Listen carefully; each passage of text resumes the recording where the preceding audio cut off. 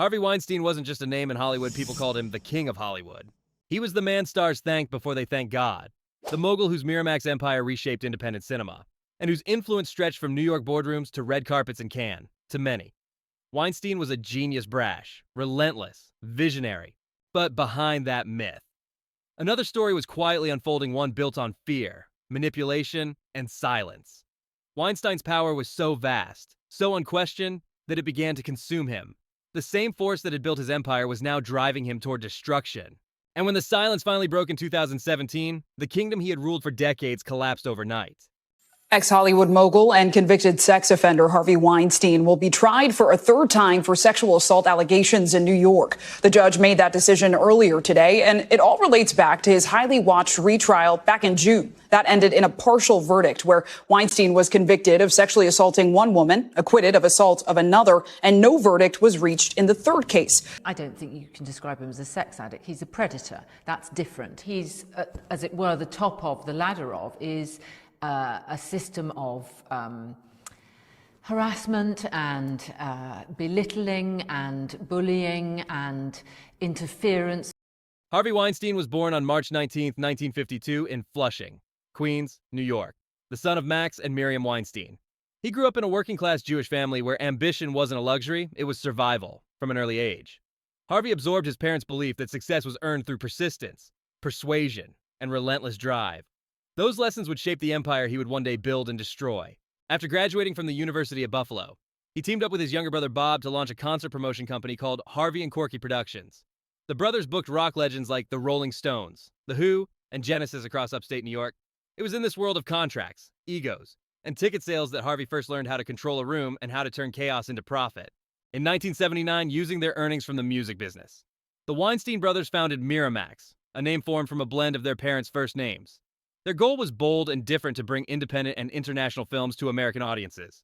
Over the next decade, their instinct for provocative, art house cinema paid off. Hits like The Secret Policeman's Otherball 1982 and Sex, Lies, and Videotape 1989 proved that small films could make big money. By the 1990s, Miramax had become the crown jewel of independent filmmaking. Movies such as The Crying Game, Pulp Fiction, Good Will Hunting, and Shakespeare in Love didn't just win awards, they defined the decade. Weinstein revolutionized Oscar campaigning, turning the process into a strategic war of influence. When Disney bought Miramax in 1993 for $80 million, it cemented Harvey's status as one of Hollywood's most powerful figures. To the public, he was the kingmaker of indie film, the man who gave daring storytellers a stage inside the industry, though whispers were different. By the mid-1990s, Harvey Weinstein had become something Hollywood hadn't seen in decades, a studio boss who ruled not from behind a desk, but from the middle of the battlefield, under his leadership. Miramax was no longer a scrappy indie label. It was the beating heart of prestige cinema. His films didn't just fill theaters, they filled Oscar ballots. The English Patient 1996 swept 9 Academy Awards. Shakespeare in Love 1998 famously toppled Saving Private Ryan, shocking even Spielberg. Pulp Fiction 1994 didn't just win a Palme d'Or, it redefined cool for an entire generation. By the end of the decade, Weinstein's fingerprints were everywhere, on the scripts, the campaigns, and the headlines. Between Miramax and the Weinstein Company, his films amassed over 400 Oscar nominations and more than 80 wins, transforming him into the most decorated producer of his era, a man who could turn art house experiments into cultural phenomena. But his reach went beyond cinema. Weinstein became Hollywood's ultimate kingmaker, the man who discovered Quentin Tarantino, championed Matt Damon and Ben Affleck, and turned actresses like Gwyneth Paltrow and Cate Blanchett into household names. A nod from Harvey could mean a career, his disapproval, an exile. Reporters joked that winning an Oscar required only 2 things: a great performance and Harvey Weinstein's approval. And for years, that joke was true. Politicians courted him, presidents attended his parties, and Time magazine hailed him as one of the most influential people in the world. He wasn't just producing movies, he was shaping culture, deciding who deserved fame, success, and redemption. Even his infamous temper became part of the myth, the gruff visionary, feared but indispensable, who yelled because he cared. But myths, like empires, have shadows. And behind the glow of his success, behind the trophies, the applause, and the illusion of brilliance, something darker was growing. The same traits that made Harvey unstoppable, his hunger for control, his manipulation, his belief that he could get away with anything, were already writing the script for his downfall, even at the height of his empire. There were whispers, rumors that drifted through the corridors of Miramax like smoke no one dared to inhale. They spoke of tempers, tantrums, and hands-on management, the kind of euphemisms Hollywood used to disguise discomfort. Most brushed them off as exaggerations. The price of working for a genius. But for those inside the storm, the truth was harder to ignore. Former assistants remembered being screamed at over typos, berated in front of entire offices only to receive flowers or designer bags the next day. It was a rhythm of cruelty and contrition that defined his rule, publicly.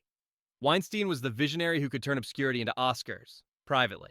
He was a dictator in designer suits, a man whose approval felt like salvation and whose rage could end careers. It was like living inside a pressure cooker, one former employee recalled, and he was always turning up the heat. But beneath the shouting and the slammed doors lay something even darker, a secret everyone seemed to know, but no one would name. In 1990, Weinstein quietly settled a sexual assault claim with a young assistant. The story barely made a ripple, vanishing almost as quickly as it appeared. Lawyers sealed the documents, reporters backed off, and Hollywood, grateful for the box office miracles he delivered, looked away.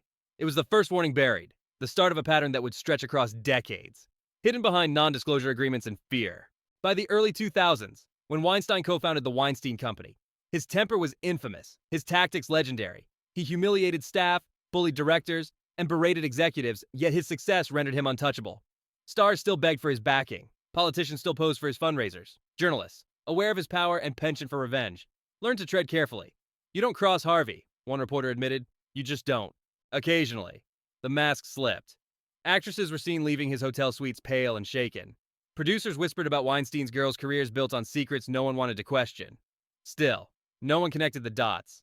The system was complicit, its silence purchased with paychecks, premieres, and power. And so, for nearly 30 years, Harvey Weinstein remained protected not by innocence, but by the fear he inspired. His empire was built not only on films, but on control, coercion, and silence. Until the day that silence finally shattered. In October 2017, the silence finally shattered.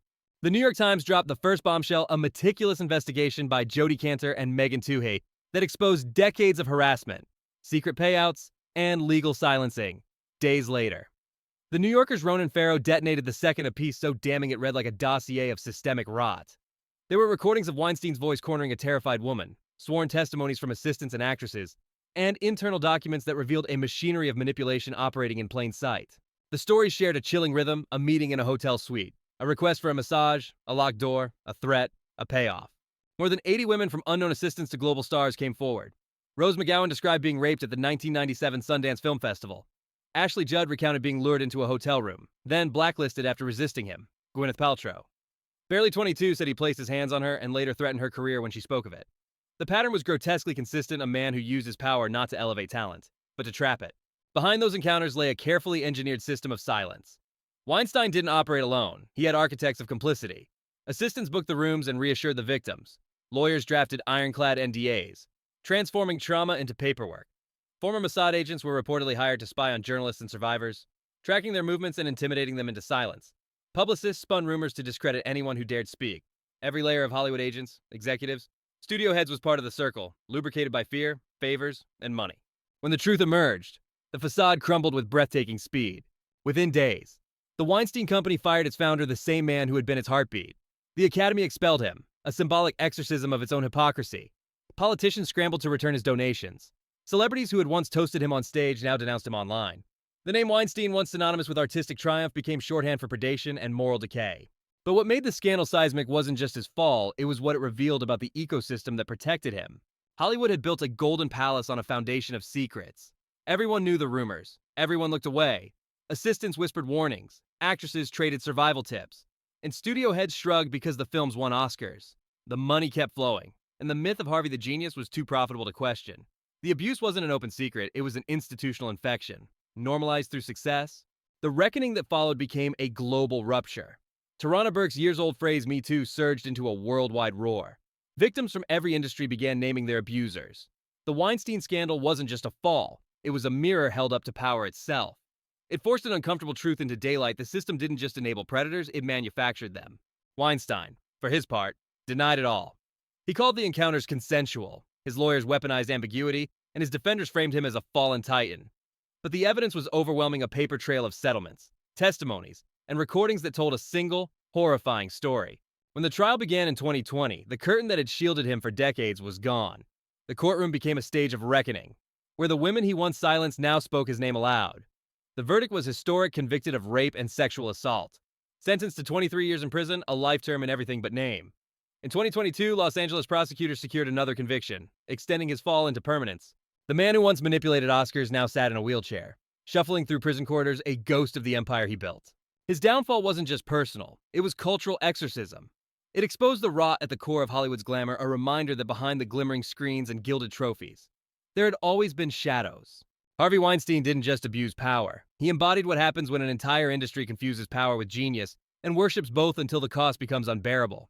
Even after the headlines, the trials, and the exodus of power, Harvey Weinstein still believed he could rewrite his own story. In the aftermath of his public implosion, he attempted what many called an impossible comeback within days of the first exposés. His representatives released a statement claiming he was working on himself, vowing to channel his energy into fighting the NRA and supporting women. The tone was telling less an act of remorse than an exercise in spin. It wasn't repentance, it was rebranding. When that failed to calm the outrage, Weinstein checked himself into a rehabilitation clinic in Arizona for sex addiction, a familiar sanctuary for fallen celebrities. Paparazzi followed his every move, the slow walk, the book in hand, the hollow gestures of self-improvement. The performance was clear, a man seeking redemption, not accountability. For the women who had endured his abuse, it was almost insulting, as if decades of trauma could be erased with a few weeks of therapy. Behind the scenes, his legal team waged a quiet war. They filed defamation suits, denied every claim of non-consensual sex, and framed his encounters as misunderstandings or transactional relationships.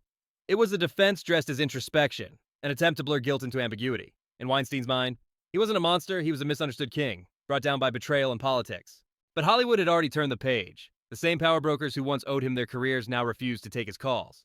Producers and actors distanced themselves. Politicians returned his donations. His own brother, Bob Weinstein, called him a very sick man.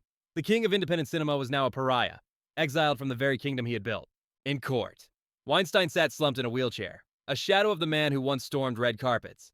He insisted his legacy had been distorted, that he was more victim than villain. Yet redemption demands ownership, and that was something he never gave. His apologies, when they came, were transactional, conditional, always orbiting his own suffering rather than the pain he inflicted on others. In the end, his collapse was not just legal, it was moral. You can't rebuild what was never built on truth.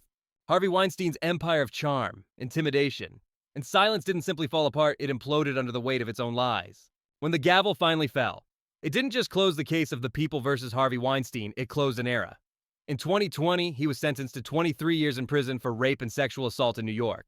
2 years later, another trial in Los Angeles added 16 more years. The man who once ruled Hollywood from penthouse suites and private jets was now confined to a cell in Rikers Island, appealing his sentence as his health deteriorated.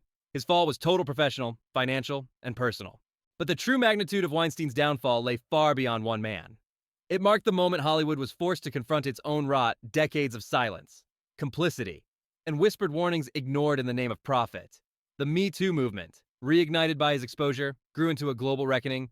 Women from every industry, journalism, tech, politics stepped forward to name their abusers and challenge a culture that had normalized exploitation. The phrase Weinstein effect entered the lexicon, describing the cascade of accountability that followed. For Hollywood, the reforms were swift and visible. Studios re-examined workplace policies, non-disclosure agreements, once routine, came under scrutiny. The Academy implemented new conduct standards, and producers who once modeled themselves after Weinstein now publicly disavowed his tactics. Yet beneath the progress lingered an uneasy question: had the industry truly changed, or merely adapted? Some survivors feared that accountability had become a headline, not a habit. Still, the legacy of Weinstein's collapse remains undeniable. His story became the moral caution of a generation, proof that even the most powerful man in the room could be held accountable when courage finally outweighed fear. The empire he built on silence had fallen to the one force he could never control: the collective voice of those he tried to silence. For decades, Harvey Weinstein was the embodiment of Hollywood power, the man who decided which stories were told, who became a star, and who was quietly erased.